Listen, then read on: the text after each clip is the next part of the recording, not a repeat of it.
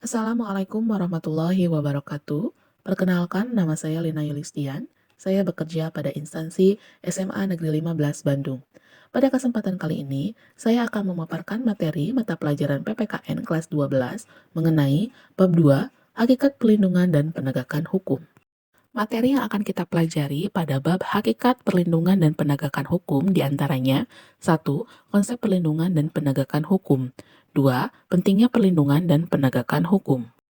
Perlindungan hukum adalah segala upaya pemerintah untuk menjamin adanya kepastian hukum serta memberi perlindungan kepada warganya agar hak-haknya sebagai seorang warga negara tidak dilanggar.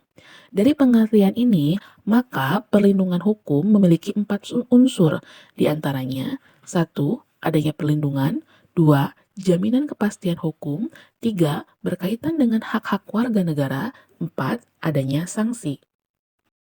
Macam-macam perlindungan hukum diantaranya adalah hak atas kekayaan intelektual. Diantaranya terdiri dari 1. Tentang hak cipta, diatur dalam Undang-Undang Nomor 28 Tahun 2014. 2. Hak tentang merek, diatur dalam Undang-Undang Nomor 15 Tahun 2001. Yang ketiga, tentang hak paten, diatur dalam Undang-Undang Nomor 13 Tahun 2016. Yang keempat, perlindungan varietas tanaman, diatur dalam Undang-Undang Nomor 29 Tahun 2000. Selanjutnya, contoh perlindungan hukum terhadap konsumen diatur dalam Undang-Undang RI Nomor 8 Tahun 1999 tentang perlindungan konsumen. Kenapa perlindungan dan penegakan hukum sangat penting dilakukan? Karena 1. Menegakkan supremasi hukum, yaitu hukum mempunyai kekuasaan mutlak dalam mengatur pergaulan manusia. Kedua, menegakkan keadilan, yaitu tujuan utama hukum adalah mewujudkan keadilan bagi setiap warga negara. Dan yang ketiga, yaitu mewujudkan perdamaian, di mana perdamaian akan terwujud apabila setiap orang merasa dilindungi dalam segala bidang kehidupannya. Agar kalian lebih paham mengenai materi hakikat perlindungan dan penegakan hukum, silakan kalian literasi artikel berikut ini.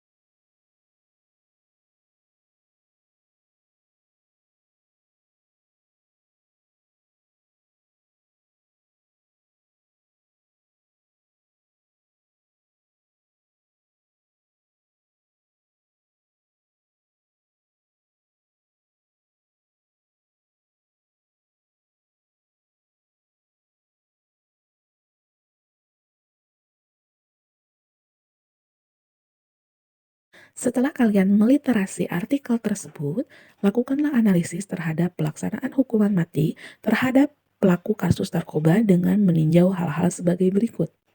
1. Dampak dari eksekusi mati terhadap peredaran narkoba di Indonesia. Kedua, efek jera yang ditimbulkan dari pelaksanaan eksekusi mati yang ditandai dengan menurunnya jumlah pengedar dan pengguna narkoba. 3. Relevansi atau kesesuaian pelaksanaan hukuman mati dengan penegakan hak asasi manusia. Keempat, alternatif hukuman bagi pelaku penyalahgunaan narkoba selain hukuman mati. Kesimpulan dari materi perlindungan dan penegakan hukum yaitu, perlindungan hukum merupakan upaya untuk menjamin adanya kepastian hukum, serta memberi perlindungan kepada warganya agar hak-hak sebagai warga negara dapat berjalan dengan baik.